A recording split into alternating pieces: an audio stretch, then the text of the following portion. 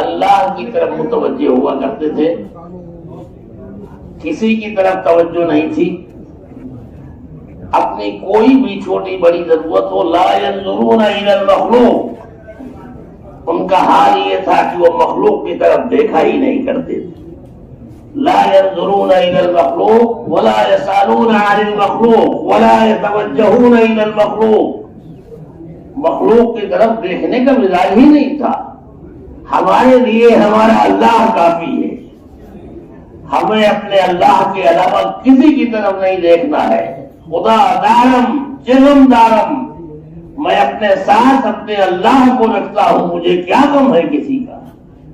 کسی کی طرف توجہ کرنے کی ضرورت ہی نہیں ہے. چنانچہ حضور صلی اللہ علیہ وسلم نے تمام صحابہ کرام رضوان اللہ علیہم اجمعین کو اللہ کی طرف متوجہ کیا اپنی چھوٹی بڑی ہر ضرورت کے اندر.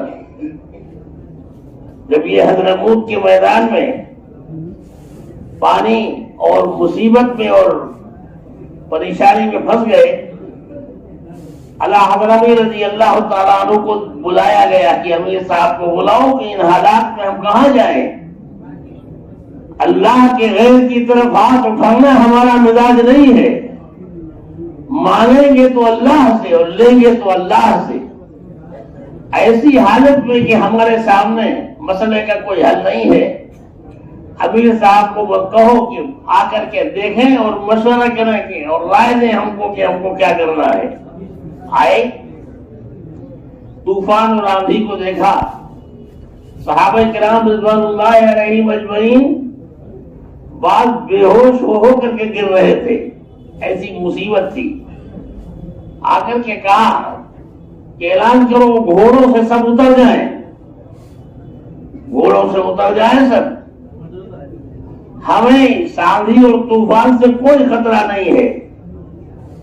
ہم کو ہمارے نبی صلی اللہ علیہ وسلم نے ان حالات میں اللہ سے مدد لینے کا طریقہ سکھلایا. حضور صلی اللہ علیہ وسلم جب معراج سے تشریف لا رہے تھے، لوٹ رہے تھے، تو اللہ رب العزت نے حضور صلی اللہ علیہ وسلم سے فرمایا کہ اے ہمارے حبیب، ہماری طرف سے ایک تحفہ لیتے جاؤ اپنی امت کے واسطے.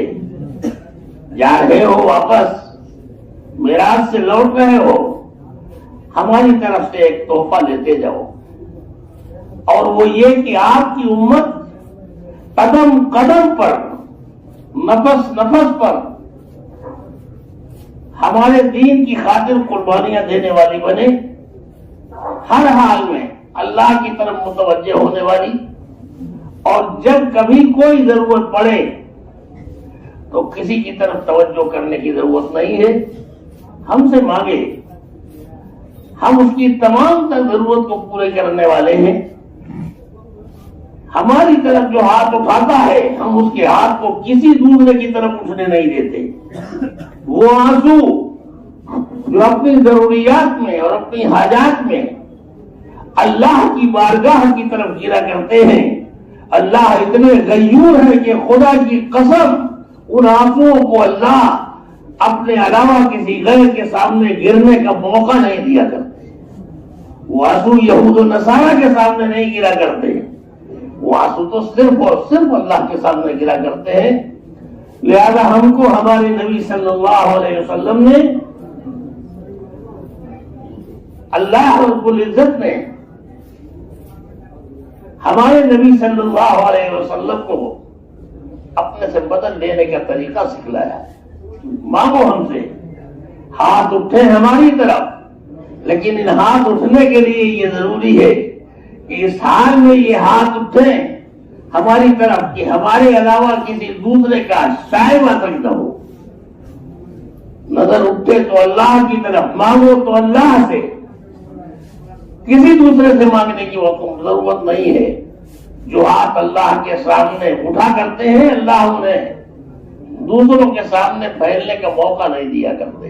لہذا گھوڑے سے اتر جائیں سب، کہو کہ جتنے ہیں سب گھوڑے سے اتر جائیں. پانی نہیں ہے، مٹی تو ہے، تیمم کریں اور تیمم کر کے پھر اللہ کے سامنے ہاتھ پھیلائے، مانگے اللہ سے. صحابہ کرام رضوان اللہ علیہم اجمعین اتر گئے اپنے گھوڑوں سے اور تیمم کر کے نماز پڑھ کر کے اللہ کے سامنے ہاتھ پھیلائے، مانگا اللہ سے، اللہم انا نسألک من خیر، صاف مانگا اللہ رب العزت سے کہ اللہ